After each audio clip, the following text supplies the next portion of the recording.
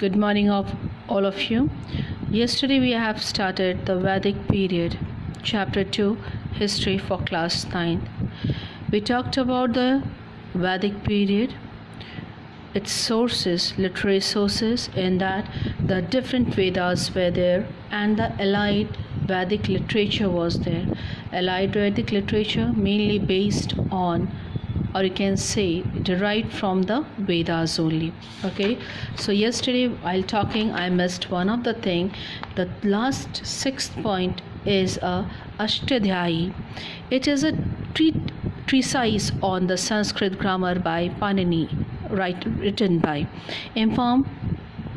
Information is given about the root of the word and the context in which they are used in the Vedic literature. Now the epic. We are very well known about the Ramayana and Mahabharata. You have to go through very nicely. Make the short notes of this. The epic, Ramayana and Mahabharata. Next comes the importance of the epic. The epic serve as a main source of information on the political instruction and the social and cultural organization of the epic age. They provide information on the various Aryan kingdom, their armies and the weapons they used. The Kshatriyas were entrusted with the defense of the kingdom, and they were believed that death is a battlefield was a noblest act in the life of the warrior. The epic are considered as the finest literary work of the ancient period and are acclaimed for the literary and philosophical value. They reveal the high ideals of family life of Aryans. Next, fifth point, the great heroic heroes depicted in the epics are the embodiment of the high moral principle and made a great impact on the successive generation. The Bhagavad Gita elaborate the karma, philosophy and the immortality of the soul. Next comes this where the literary sources. Now we are going to deal with the archaeological sources. Archaeological sources in the first point it's about the Aryan artifacts. So what were there? In India, the Iron Age began in 1000 BC. The village farmer communities gradually dispersed in the large part of India from the Gangetic Plain to the peninsular south. Iron was a harder metal and then copper and the bronze. It was cheap and available in plenty. Iron deposits were found over a large area. It was used in the following areas. In the agriculture field, the iron was used. In the pottery occupation and the defense. Second was the pottery for the archaeological sources. Now we are going to deal with the early settlement. On the basis of the name of the river and the mountain mentioned in the Rig Veda, it is believed that Aryan entered India from the Afghanistan and settled in the valley of Kabul River and the Punjab.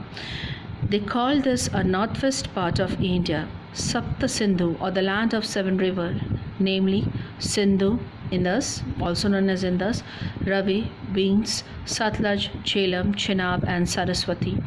This region covers the present area of eastern Afghanistan, Punjab and part of the western Uttar Pradesh.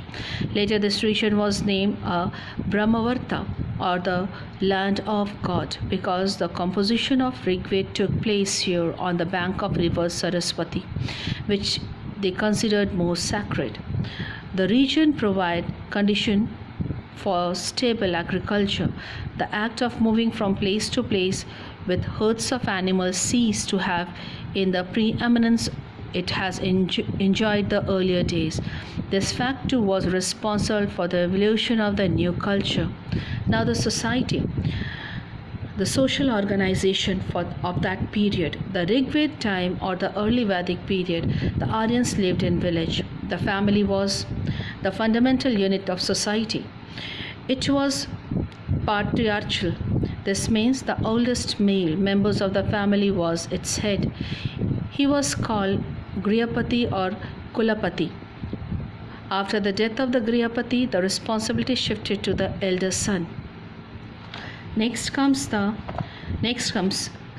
Okay, the king governed with the help of the minister, the important officers including the Gramini, the Purohit and the Senapati. The Senapati was the commander of army and Purohit performed religious ceremonies. The king did not maintain any regular army. However, in times of war, he used to organize tribal group to perform the military function. Now hear about the position of women in the Rig Veda. During the Rig Veda period, women were respected. The institution of marriage had become sacred. The daughters were given freedom to choose their husband. The system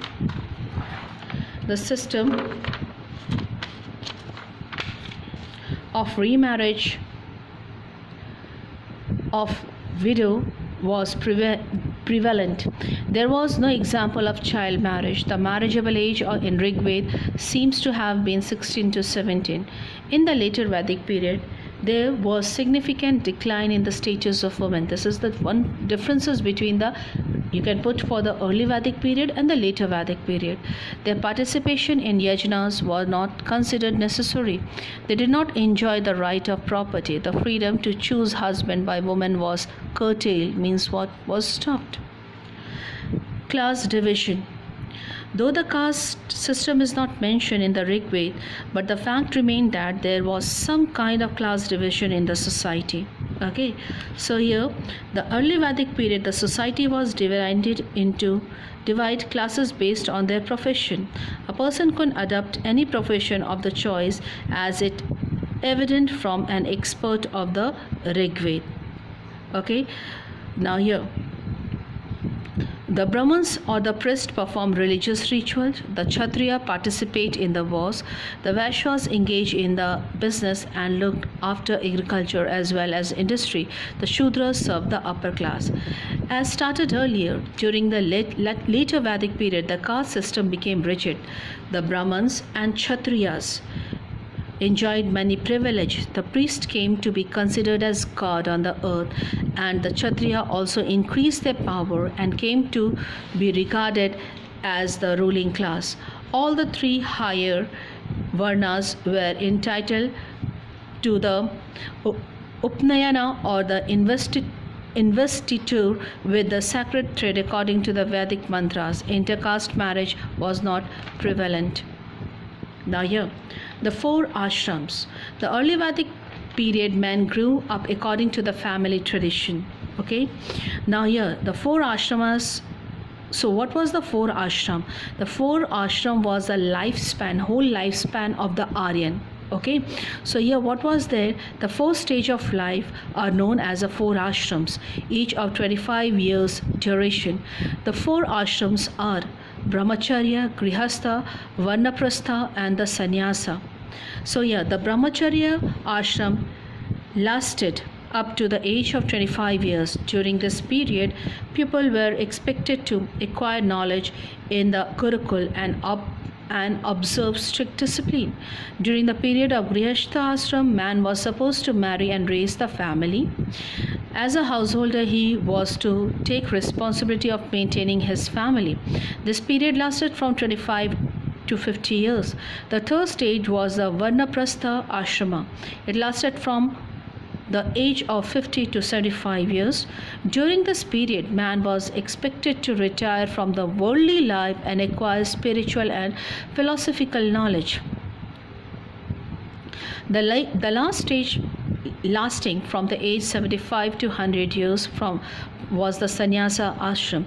This was the period of renunciation. Man had to leave everything forever and go into meditation in order to attain the moksha or salvation. So these were the four ashrams.